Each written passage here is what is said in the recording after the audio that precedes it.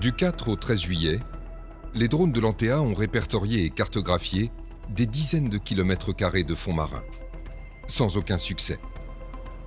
Mais leurs relevés sont d'un précieux secours.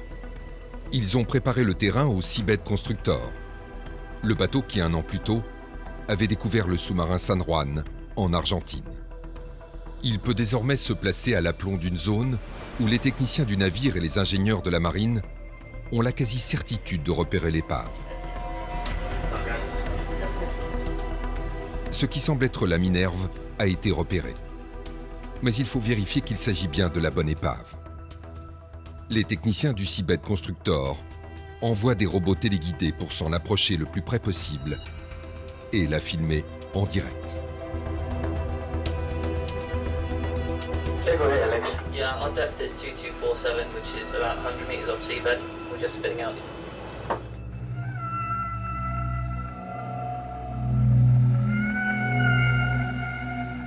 Tension à bord. D'un côté, les équipes américaines du Seabed Constructor, de l'autre, les ingénieurs de la Marine nationale qui scrutent en direct les images des robots sous-marins. Quelques heures plus tôt, ils ont repéré une série de débris éparpillés sur 300 mètres. Les échosonars révèlent la présence d'importantes masses métalliques. Mais au large du cap Sissier, le plateau continental est tourmenté. Difficile pour les caméras du Seabed Constructor de tout capter. 2000 mètres, 2100 mètres, 2200 mètres. À 19h10, dans la nuit noire de la Méditerranée, les projecteurs du robot éclairent un premier bout de tôle. Puis un second. Enfin le massif, totalement déchiqueté. Sur la partie supérieure, 3 lettres peintes en rouge. MIN. Plus bas, le S de sous-marin.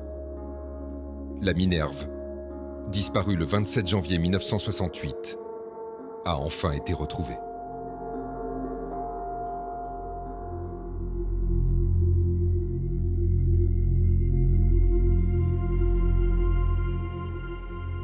J'ai ressenti une émotion extrêmement intense.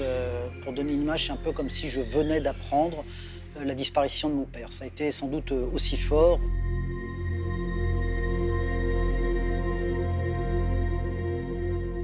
Comment on se sent, c'est difficilement explicable, en fait, parce que c'est un mélange de bonheur, mais c'est terrible de dire ça. On est heureux d'avoir trouvé une sépulture. Enfin, c'est un peu terrible de dire ça. Donc, de joie, une sorte de joie mélangée de tristesse, mélangée de soulagement, parce que la recherche s'arrête, mélangée de vide. L'émotion des familles d'un côté, la surprise des journalistes de l'autre.